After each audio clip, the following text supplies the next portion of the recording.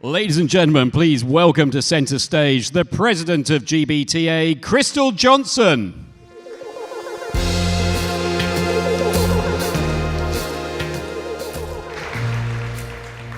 Good afternoon, and welcome to the GBTA Europe Conference, held in partnership with VDR.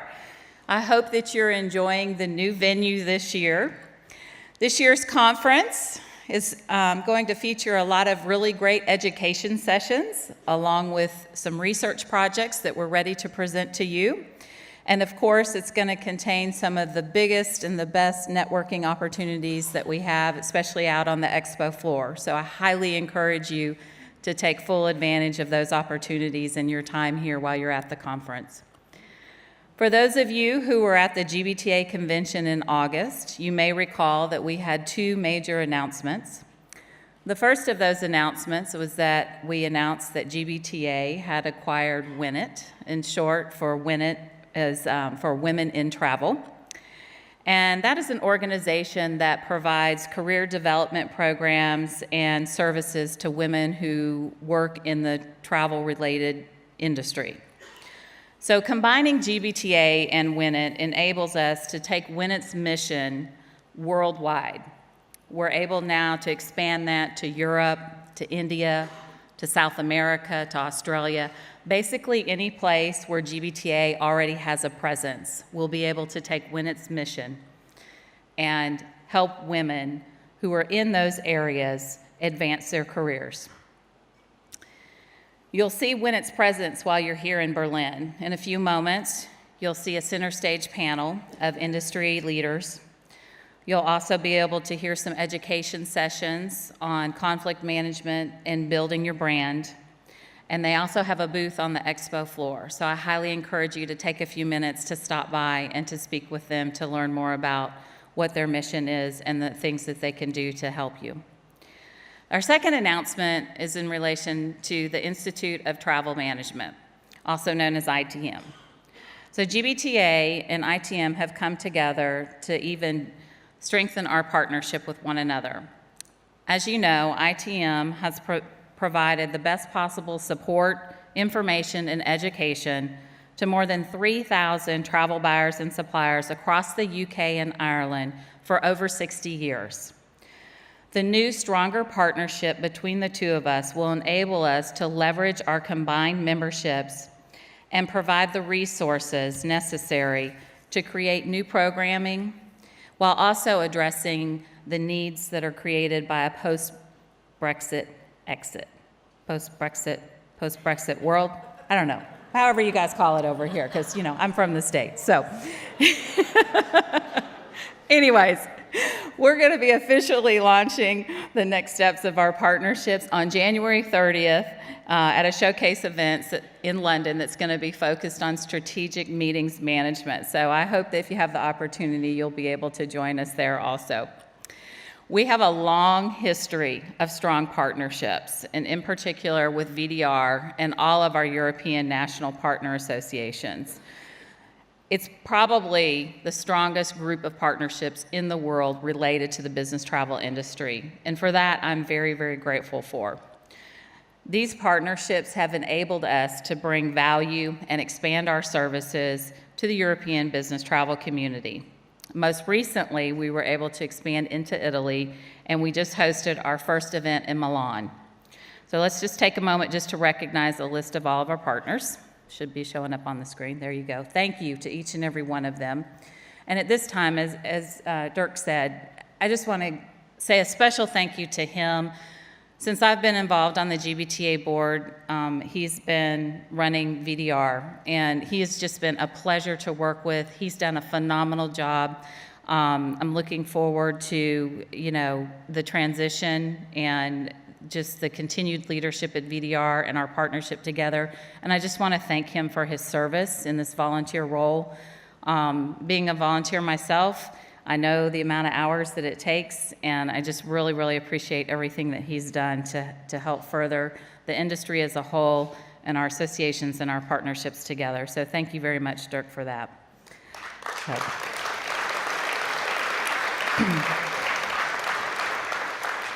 I would also like to take a moment to thank all of our volunteers who serve in these various different partnerships, those who are instrumental in creating the different programs, the activities, and all of the things that we have that go on in the various different regions of the world. We couldn't do it without you. We are a volunteer-led organization. We don't have enough staff to create it all and to do it all. And without the volunteers, we wouldn't be who we are. We wouldn't be the success that we are. So thank you to each and every one of you for the countless number of hours, the phone calls, the meetings, the preparation, the presentations, the research, everything that you do. Thank you very much for that. And yes, thank you. And finally, I just want to take a moment to thank each and every one of you here. Thank you for coming to Berlin, for choosing to spend your time to be with us, to spend your money to attend the conference. It is our highest attended conference that we've had currently. I'm excited to watch it grow, but I'm grateful that you chose to share it with GBTA and VDR. I think that you'll really enjoy the format that we've created this year. I think that you'll like the interaction and the engagement. It's a combination of just a myriad of different things. So I hope that you'll take a few minutes when it's over to complete the survey and give us your feedback to let us know if we're heading in the right direction. And if we're not, let us know what we can do to change it, to make it better. Because it's all about you. It's about those who are in attendance and making it the best experience that we can for you. For those who I have not met yet, please, if you see me running around, I'd love to meet you personally. And if I've met you before and I reintroduce myself, please just tell me your name again, because I may have forgotten since last year. But again, thank you very much for being here. I hope you enjoy the conference and have a great next couple of days. Ladies and gentlemen, please welcome to the stage Florian Storp.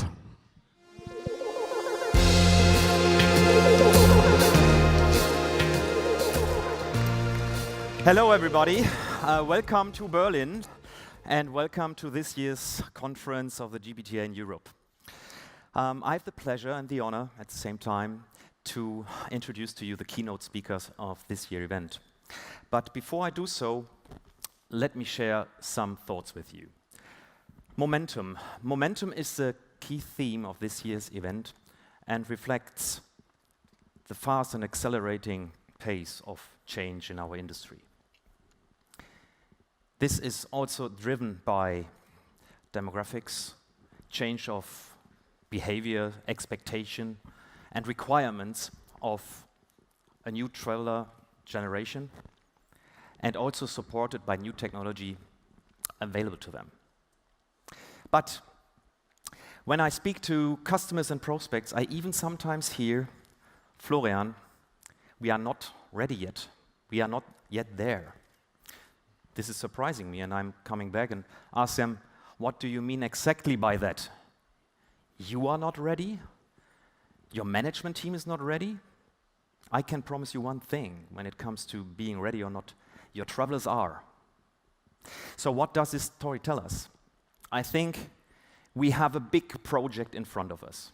We have travelers' expectations here, we have the new technology there, and to bring that together, we have to tackle this project, and this mission is called change management. So we have to take the people with us on this journey who will help us to bring these two groups together.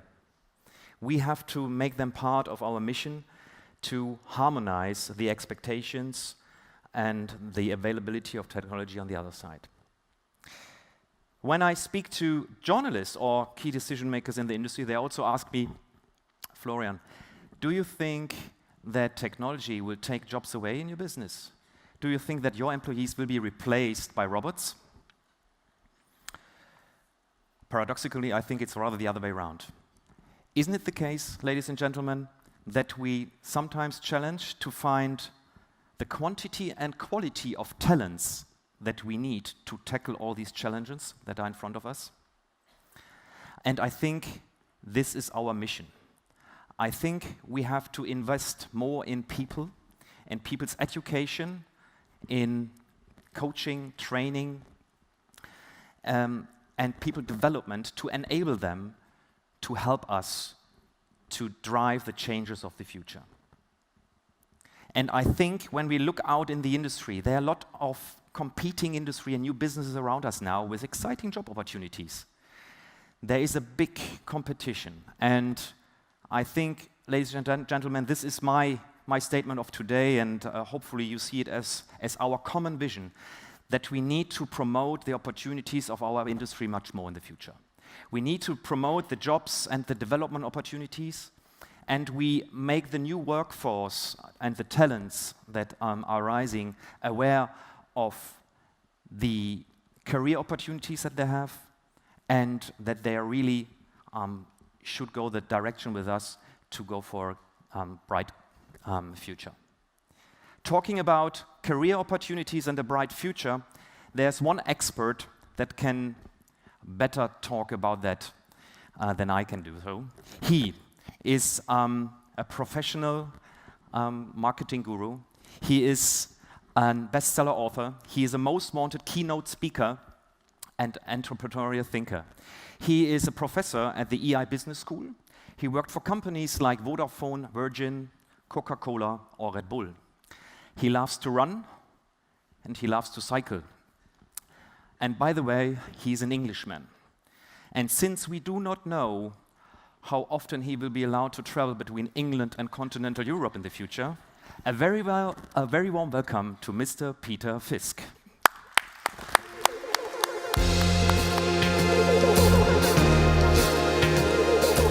Hey, it's great to be here. Great to be at GBTA. How are you feeling? We're feeling good.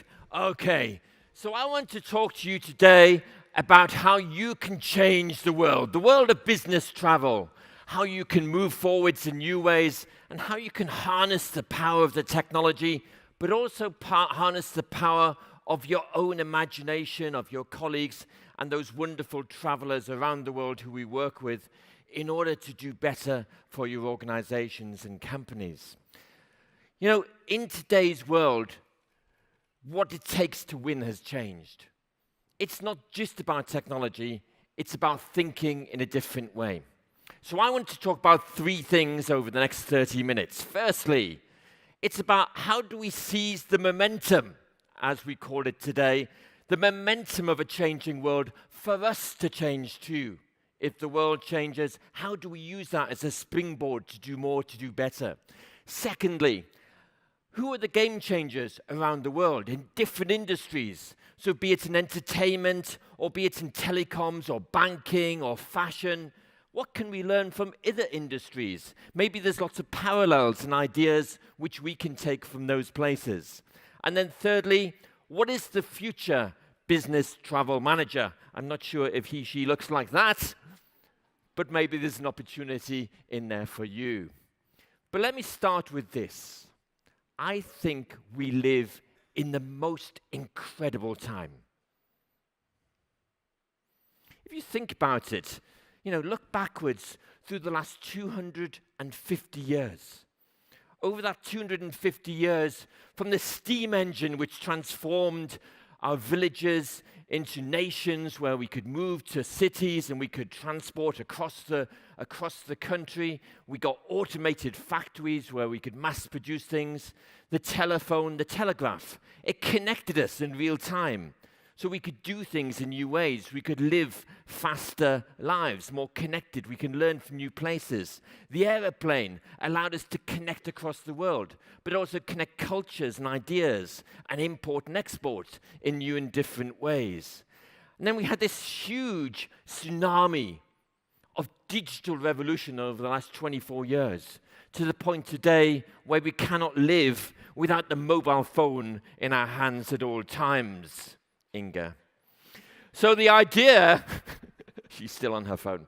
So the idea of all of that change and then more change in the next 10 years might seem ridiculous. But I think if you look at big data today, but artificial intelligence in particular going forwards, how would that allow us to be personal, predictive, and more profitable in the future? You know, I spend my life traveling around the world, probably like many of you. And when you look at some of the changes right now, I was in Seattle over the last few weeks working with Microsoft. Every street I went down, I was almost knocked over by a Lime scooter. Have you seen these things? Yeah, I came to Madrid where I work in a business school. They were on the streets there. I walked in Berlin, they were on the streets here. Everywhere you go, there's now not just e-cars or e-bikes as we talked about, but e-scooters. This was a company which only launched 11 months ago in Los Angeles. And the contagious idea, the speed at which it spreads across the world. Or think about last week, Alibaba's Singles Day, $30.8 billion spent in one day on the Alibaba platform. Compare that to Black Friday last week, then that was $3.8 billion, so almost 10 times as much. But they have different ways in which they work, more about that later. But the impact of these new platforms becomes exponential in how they can grow. And it's not Chinese. 58% of all the sales this year came from outside of China. Or think about esports, the biggest mass participation sport in the world right now. It used to be me and you playing a computer game in our bedrooms against each other. Today, we're playing a computer game, but we have 10,000 people watching us. What is that? But if you think about it, the world of music's just the same. As we move towards a digital world with more and more downloads, which got cheaper and more accessible, then actually the price of the rock concert went up. The most profitable company in the music industry is not EMI or Sony as the past. It's not even Spotify or iTunes. It's actually Live Nation, the physical rock concert company. So physical events in the digital world become more valuable, and it's how you link those two together. Think about Nintendo. They just launched their new gaming generation. Nintendo Labo is all about cardboard combined with the digital games. It's about people playing together. It's about people making things, being physical, being active, being human in a digital world. Or think about Glossier, the fastest growing beauty company in the world. It's about customers connecting with customers. So giving the power to the customers to share their passion, to co-create their own products and services, and then create events, pop-up stores, and engagements where the physical people can meet together. So digital and physical, how do they combine in this changing world? If we think about this world, the speed of change, the momentum of the wave which we're riding is unbelievable. Just 5 years ago, the top 5 companies in the world were those. If you look at the market capitalization today, it's double in 5 years. But look at the companies, technology companies driving the way. In particular, the rise of Tencent there being particularly interesting, which has Google, Facebook, and Amazon all in one company, if you like. Or look at the shift in terms of where growth comes from now. We all see the shift in travel towards Asia, but China dwarfing the growth of even America, and then India and others following behind. But look at the longer-term shift, and we see that we're actually coming full circle from a world which was dominated by China, but particularly India. I find that one interesting, and we can see the start of that rebirth of those Asian superpowers in the world today again. But at the same time, we live now in an innovation-driven world. Look at the speed at which it took the telephone to penetrate the market to 100 million people, almost 90 years. It took the mobile phone 9 years. It turned Pokemon Go 35 days. But think about how that starts to affect our behaviors in society. Look at where the growth is today in terms of the new disposable income, the growth of what we call the middle class in Asia, dwarfing everything else. If you want to launch a brand, if you want to engage new consumers, that's the biggest opportunity to do so. So where does the travel follow? Think about global warming at the same time, which we're partly responsible for. And you see a press report yesterday really shocking us into thinking we need to take more dramatic action than ever before. But at the same time, we see new infrastructures connecting the world in new ways. I was in Colombo just last month in Sri Lanka, a huge, massive port, bigger than the city itself. but dominated by the Chinese government investment. The same if you go to Ethiopia or even the UAE in terms of investing in this new road and sea infrastructure which connects the new in new fundamental ways, but opportunity for China, but also for us in terms of going the other way. And then you look at longer term growth. You know, actually the 3 largest cities in the world by 2100 will not be Tokyo, which it is today, will not even be China, which are the fastest growing right now, but the 3 largest countries in the world will be Kinshasa, Lagos, and Dar es Salaam within 80 years. So the huge longer term growth of Africa we should be aware of too. But with all of that, we see a fundamental change in the way in which people, we, our travelers, our employees, we all behave, what we respect, what we do. The shift from institutions and hierarchies where we used to follow controls, we used to follow policies, we used to be compliant, and now we don't in the same way. We trust different people. We look to different influences than ever before. The power of the crowd over the power of what used to be called authority. The traditional boundaries which we used to live in, recreated in a virtual physical world. Confidentiality replaced by transparency.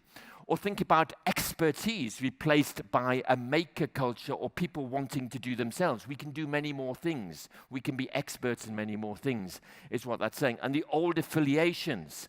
For example, when I started in the airline industry, the power of the loyalty program then has fundamentally changed in terms of the affiliations which we have today towards each other or towards other types of brands and institutions. So we live in a very, very different world. And we have this incredible tool called technology to help us. But the real challenge for technology is not just to automate an existing process, not just to make something slightly cheaper or slightly faster, but do it the same way essentially, but to rethink an industry, to rethink a whole behavior. It's how you take any of these technologies and how you apply them to the changing world. You know, in general terms, think about the aging population. How will we serve that when we have fewer people who are working? Think about those new middle-class consumers of China. How do we reach them where there isn't a retail infrastructure? Think about ownership to access. So how do we access driverless cars in the future when we don't have a loyalty to a brand because the cars are transient and they integrate with other forms of transport? So what is the new models and the business models, the commercial models by which we succeed? And through all of that, we see many, many different industries changing. We see healthcare particularly, I do a lot of work in that area, being transformed more than any other sector right now. Fascinating. We see vehicles transforming. We see financial services transforming. We see food being transformed. In Estonia, for example, we see democracy be transformed. With the bringing together, like Florian talked about, of man and machine, we see human being transformed in some ways. So how do we see travel being transformed in this world? Not just being automated, but actually thinking differently about how the whole game works, the game of travel. And the reason for saying that is because the future isn't like the future used to be. You know, I work with so many companies, and they do their business planning. Every year, they try to grow a little bit compared to last year, maybe 10%, 12%, 7%. But essentially, they keep stretching the old model. And you ask them what they did last year, they stretched from the previous year. The previous year, they stretched from the previous year. Any successful company is more likely to hang on to what made them successful. So they keep stretching the old models of success. We do the same things as human beings. We find a way of working, and we keep stretching that old way of working. But in an unpredictable, in a dynamic, and a non-extrapolatable world, we have to think differently about how we win, but most importantly, how our businesses and our industry wins in the future. So that's why I turn to look at companies around the world who are changing their industries and to really think about, well, what do they do? I wrote a book 3 years ago, and from that I ran a series of competitions in every different continent every year to find out who are the companies who are still right now changing their industries, changing their marketplaces, how consumers behave, and how competition works. So here, in 4 minutes, are 100 companies. At the end of it, I'd like to ask you, which ones inspire you most? Which ones do you think are most interesting? So let's have a look at them.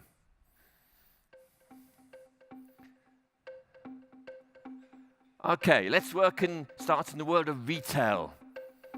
So, you ask Alexa, and within 2 hours, you can deliver directly to your home in many cities, from the farm to your door. In Australia, the leading retailer, Eatingly allows you to consume the food and cook it at the same time, and any artisan can walk across the world online. Glossier is about consumers coming together with consumers to share their passion, and Gojek in Indonesia takes anything to where you want it. The Museum of Ice Cream was biggest tourist attraction in New York this summer, and Pinterest Lens, you snap it and you can buy it instantly. Rafa brings people together with a passion for cycling, you can buy the clothing too, and Trader Joe's is about your local community just having fun. In the world of products, then Apple is all about the ecosystem like iTunes, bringing beauty and food together in one company. In Brazil, or anybody can take part ownership of a supercar with blockchain. GoPro transformed the world of photography, and Lego, 65% of everything which you buy is an online community.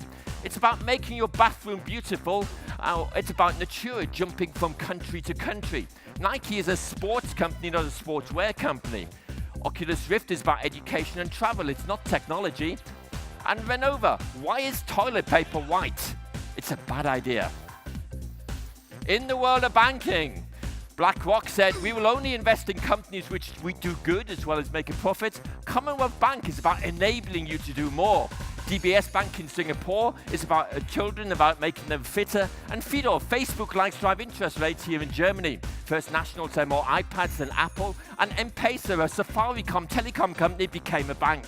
Square allows small shops to be big shops, and Umpqua learning from Gap and Starbucks, different industries. Zidishu is peer-to-peer lending, plus expertise for farmers, and Zongang, the largest insurance company in the world, it launched 2 years ago. In health, $99 to profile your DNA to understand what you'll die from, and Aravind connecting people with Skype operations in Africa. CVS turned from negative to positive with CVS Health rather than drugstore, and gene editing is the future of medicines. Infravision about scanning your body to understand what's really happening, and 92% of heart surgery is done by a robot today. Health tourism funds free local healthcare in India, and any part of your body can be 3D printed today. Think about it. Patients trust patients more than they trust doctors, changing institutions, and connecting a camera to your brain so people who are blind can see for the first time. The school teacher from Shanghai became $470 billion richer, and SoftBank 4 times more successful than Intel. Darktrace is the future of security online, and 10 times more than 10% is the mantra of Google. Nintendo Labo made with cardboard in the digital world, and VR becoming huge and dramatic in terms of how you engage. $35 to create any computer you want, and 100 million mobile phones sold in 3 months. Send your engineers to drama school, left brain to right brain, and Google, Amazon, and Facebook in one company. From Slovakia, we have the flying car for 1.2 million euros right now, or AirAsia, the most profitable airline, it's entirely virtual. Airbnb, home motel rooms to top 5 hotel chains from next door, and CTIP, transforming the world of Chinese tourism. Lime electric scooters we talked about, and 250 kilometers per hour. Sometimes just about having fun. Or skybikes through the Ecuadorian jungles, or Uber moving from car rental through to food delivery. But why do you own a car when you can get a cool one you want on in today's sharing world? 600 locations in Amsterdam to print out your 3D design, or farming becomes vertical the way it works. Braskem turns urban waste into urban energy, and Corning, business to business, is emotional too. 28 days to create your perfect car delivered to your home, and this is a $12 billion company. They haven't done anything yet. Doing space better than NASA, 10 times cheaper, and feeding the future world with genetically modified food. Frugal innovation, simple and cheaper from India, and Tesla, faster than a Ferrari, and it's good for the world too. In the world of fashion, personalization is the new luxury, and Agrabidita brings scraps of material together to create something unique. Rihanna says everybody's different, so make the beauty too, and selling t-shirts in a cupcake store to be different. Don't buy it, but do buy it to save the world. And you see it on television, you can now buy it instantly. The first super brand from China is Shanghai, and Stitch Fix sends you a box, you send back what you don't want every week. Threadless is about crowdsourced creativity with your consumers, and every time you buy from Tom's, you do good for the world. In the world of media, well, who do you trust? Well, AI-enabled Toad tells you who is the best news to look for. Making our urban environment more interesting, and Dalian Wanda is the Walt Disney of China. Fans playing against fans, and Fortnite is the future of gaming done differently. Kahoot makes education exciting and Snapchat-like for children, and Live Nation, the most profitable music business in the world. Algorithms entertain all of us for $9.99 a month, and Udacity, the future of education with nano degrees. Crowdsourcing African News, the largest news outlet in Africa. Finally, in food, any fine wine or champagne can be made in a laboratory today, or give the equity to your customers to do things differently. Garmin allowed Danone to be the most successful dairy in Asia, and healthy food, fast food, which is healthy for you. HelloFresh in Germany is about sending you the meal ingredients plus the recipe, and this is the largest coffee company in South America. The best beer in the world comes from New Zealand Winery, and Nespresso, 8,000% more successful than the coffee machines. And finally, the Chinese gooseberry, which 35 years ago was reinvented as the kiwi fruit by Zesby. Each one of them changing the game in different ways. Oh! So my question is, which one inspired you? Toilet paper. Okay, yeah, let's get down to basics. Yeah, why is toilet paper not colorful? I do not understand. Anybody can make toilet paper colorful. You can make your bathroom beautiful, but nobody does it. So creativity is often incredibly simple. You know, look at those companies. You've got 100 companies there. Some of them are small, some of them are big, some of them are Asia, some of them from Africa. It's not that they're all big businesses from America, as our textbooks used to tell us to look up to. You know, we can look at all sorts of companies today in every single sector. I think you could learn lots from them. You can read case studies of every one of them on my website, thegeniusworks.com. But think of a company like WhatsApp. How many people in the room use WhatsApp? Look at that, 97.8% of you. WhatsApp was created by Jan Koum, the Ukrainian refugee, who went to New York City, wanted to phone his mum. He didn't have any money. He just found an incredibly simple program which you can use the existing platform to create a database messaging system. It wasn't about doing better. It wasn't about having lots of investment in VC funding. It was just about doing something really simple. It caught on. It became contagious like Lime scooters. 3 years later, Mark Zuckerberg walked along. He said, I need this company. He spent $19 billion on a 3-year-old company which made zero revenue. Think about that. But how many people worked in WhatsApp during those 3 years, creating $19 billion? 17. So it's not how big you are today. It's not how much money you have today. It's not even about having the most sophisticated technologies today. It's about how you think. How can you do things better? How can you change the way things work for people? So those companies, you know, if I pull out a few things which are special about them, and they have speed. We have a theme of momentum. So how do you harness the power of speed? Like some of those companies. Jio become the largest mobile phone company in India. This year, they launched within 3 months, and they got 100 million consumers within that 3-month time. They gave it away free, and they also became the largest advertising platform in the world. So they changed the business model, but they succeeded. Or think about network, the power of connectivity. Think about the networks we have, not just in terms of our companies or our agencies, but in terms of the network of travelers, the network of locations we cover, the network of partnerships, the network of participants here, which we have. How can you make networks work better? Think about intelligence, so the power of big data or artificial. Big data looks back, artificial intelligence looks forward, predictively. So how can you harness this stuff in new and exciting ways? Think about collaboration between people, between travelers, for example, between companies, between industries, between professionals. But think about how could we do more together? than we each strive to do separately. And finally, think bigger.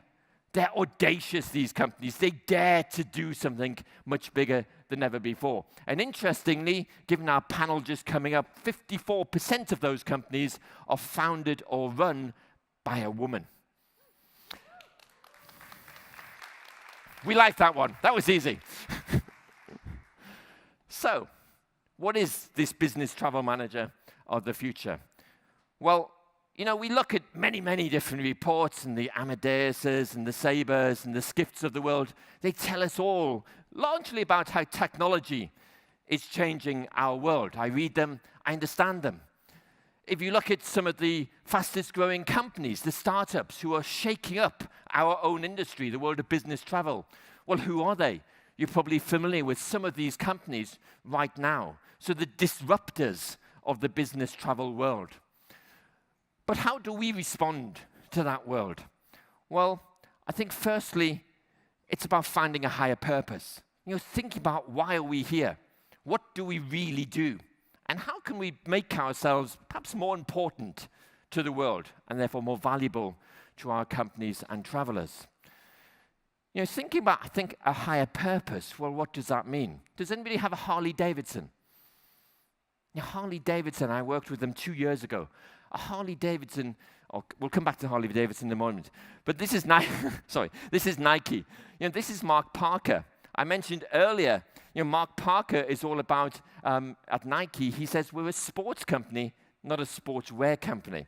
And so working in Nike, it's all about thinking about sports, not just sportswear. So thinking in a different way. So finding a higher purpose like sports rather than just sportswear, you know, what people do rather than the product which you sell, then, you know, how could we connect with the business agenda better? How could we reframe travel around what our businesses are actually trying to do, which typically you could classify not just as high performance and productivity, but growth? How can we be the agents of growth for business and the enabler to help people to work in new and different ways, particularly when they're global and they've got ecosystems and they want to reach new markets, not just through traveling, but actually being this multinational, multi-located organization. Secondly, think like a traveler. You know, how do we really think like that person who is traveling? Truly being consumer-centric, if you like. You know, Harley Davidson, they say it's not about the bike. It's actually being a 55-year-old bald accountant who loves to dress in black leather and loves to ride through small towns and scare the shit out of young children. It's the feeling. It's what the rider wants to do which matters. You know, they will make the choice. It's not necessarily the best bike they buy, but they want the brand because they have that bigger feeling and being part of a community too. So thinking like a traveler is about not seeing the world like we see it from a managing the travel point of view, but thinking about what the traveler is trying to do. It's selling, or it's managing people, or it's forming new partnerships, or it's sourcing, doing things in different ways. So how can we connect travel with the priorities, the real priorities of which our travelers have? How can we make it easy, personal, integrated, frictionless, as some people call it? How can we live, not just be live, but live on their smartphones, which is the center of their world? Go beyond the core is number 3 for the business travel manager. You know, really think about what is it which we could do beyond travel-related services and management. You know, Geek Squad was created by Robert Stevens. It's all about saying, you know, we can help people who work in a small business or work from home. He created a company called Home Support Services, Inc. Nobody called it that. They called him a geek. So he called himself Geek Squad, what the user called him. And then he decided, let's make it more exciting. Let's make it more fun. But if we're an emergency service to our customers, we have to be special. So whenever somebody phones up and says, I've got a problem with my computer, he jumps in his car, he puts his blue flashing light on, and he comes to your home and he says, Geek Squad, special agent, how can I help you? And he will do anything to solve your emergency because you need the presentation at 9 o'clock the next morning. So not just thinking in the standard way about being an IT support service, but thinking about what really matters to the user. So going beyond the core, that might mean being able to think about connectivity and productivity, but beyond that, what else can you do? In particular, how do you facilitate new types of relationships and empathy between people? How do you help employees, travelers, to make better relationships? What are the better tools and services, not just to get there, but to do more when they get there? Not just to go out in the evening, but actually to do better business, to grow their businesses, or to form new relationships in new ways. Use carrots, not sticks. And I know one of the challenges for you is compliance of the corporate travel policy. But thinking about the carrots and how do we make the carrot work rather than the stick? People are emotional people. So thinking about, back to Alibaba. Whilst Amazon can deliver discounting every day to try and get you to come to the site, that's rather logical. What Alibaba did in Singles Day was actually to play games with its consumers, positive games. You had to find a black cat, and if you found a black cat, you'd win a discount. Because you'd won the discount, you wanted to spend the discount. You were more engaged. They had red envelopes. They were the big discounts. If you got one of those, you definitely wanted to spend it within that 24 hours. So how to emotionally engage people in much bigger and different ways. So look at Maslow's hierarchy. Most of the time our compliance procedures are down the bottom. They're logical. But how could you make them more empathetic and emotional and aspirational? As a traveler, I certainly feel that, business travelers sit inside the airplane looking at their trolley bags. Is it a Tummy? Is it the latest model? Is it the headphones which you've got from Bose or whoever it might be? These are the kinds of things which excite the business traveler and might actually get them to think differently about what they do and how they behave. And the final one, connect people with people. We can't control people in this world, but they're influenced in new ways. And for us, it's about finding how can we get people to connect and who are the influences of these traveling tribes. So think about like Rafa, which is that cycling company. Yes, they sell cycling gear, they sell bikes, but actually people come to their cycle clubs, not stores, because they want to share their passion. They want to share their passion for cycling. They want to watch the latest Tour de France. They want to talk about their latest exploits. They provide showers in the back room if you want to go for a bike ride together. It's about enabling the community. And then Rafa sells itself because people sell to each other. And so how can travelers be more influential in the right behaviors and supporting each other?